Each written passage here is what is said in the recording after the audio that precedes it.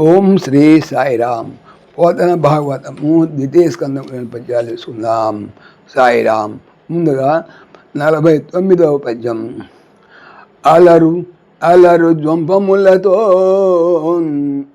అబ్రకశంబులై ప్రతుకవే వనములన్ పాదపములు కాదనం మేహనాకాంక్షలన్ పశువులు జీవింపవే గ్రామసీమలందు నియతిమై ఉచ్ఛ్వాస నిశ్వాస పవనముల్ ప్రాప్తింపవే చర్మభస్త్రికల్వును గ్రామ సూకర సునక శ్రేణులింటన్ తిరుగవే దుర్యోగదేన వృత్తి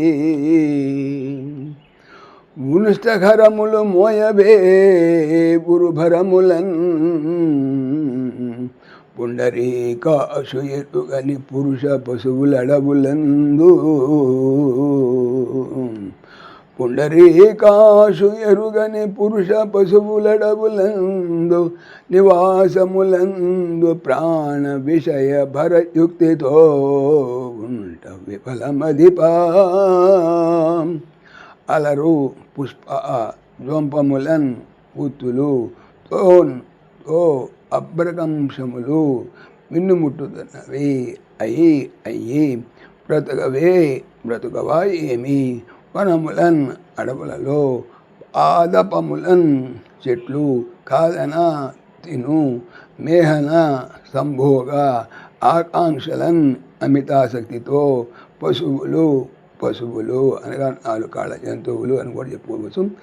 జీవింపవే బ్రతకవా ఈ గ్రామ ఊరి సీమలున్ పొలిమేరలు అందున్ లో నియతిము నియమ ప్రకారము ప్రవర్తించినవి అయ్యి ఉచ్ఛ్వాస పీల్చు నిశ్వాస విడుచు పవనముల్ గాలులను ప్రాప్తించవే పొందవా ఏమి చర్మ భస్త్రికలను ఒలిమితిత్తులు మాత్రము గ్రామ ఊర సూకర పందులు సునక కుక్కలు శ్రేణుల్ గుంపులు ఇంటింటన్ ఇళ్లలో తిరుగుతుండవా ఏమి దుర్యోగ దురాయువుతో దీనమైన వృత్తిన్ విధముగా ఉష్ట్ర ఒంటెలు ఖరములు గాడిదలు మోయటలేదా ఏమి ఉరు మిక్కిలి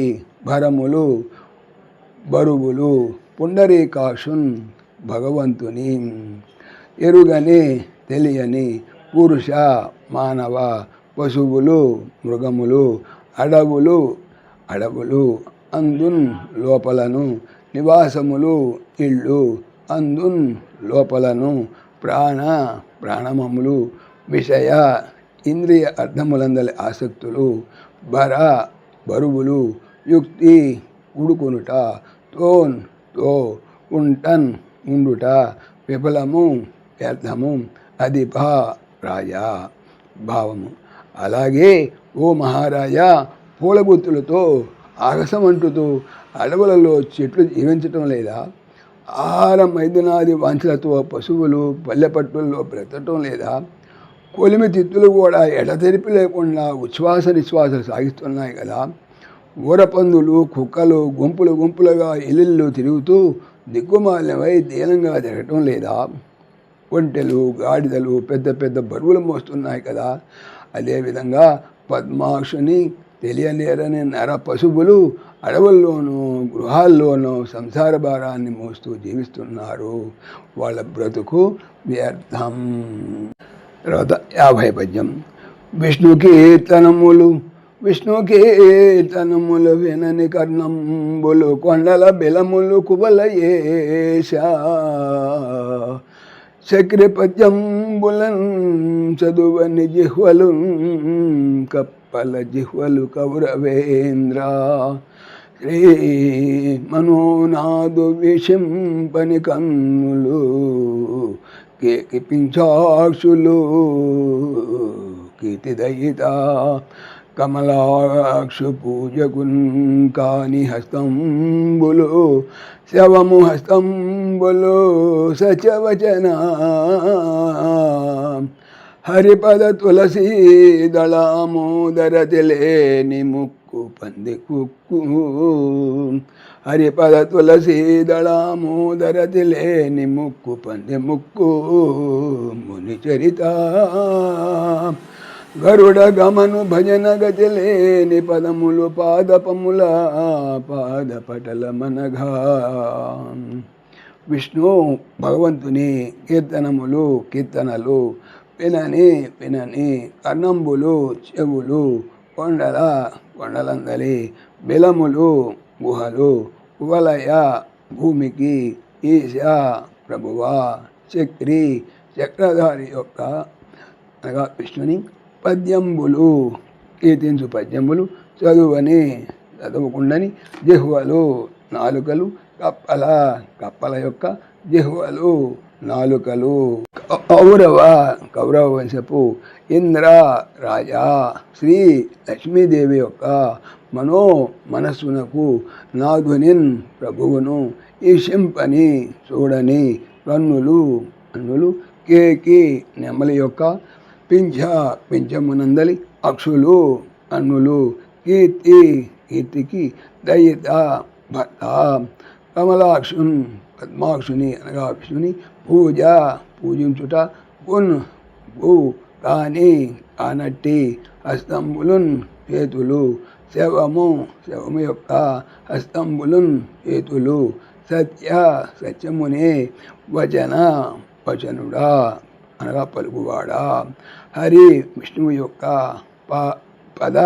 పాదములందలి తులసి దళముల యొక్క ఆమోద వాసనలందు రతి ఆసక్తి లేనట్టి ముక్కు పంది యొక్క ముక్కు మునుల వంటి చరిత ప్రవర్తన గలవాడా గరుడని గమను వాహనముగా కలవాని భజన కీర్తించుటకు గతి వెళ్ళుటకు లేని రానట్టి పదములు కాళ్ళు పాదపముల చెట్ల యొక్క వేళ్ళ పటలము గుంపులు అనగా పాపరహితుడా. భావము భాగవతం అంటే భక్తుడు కదా.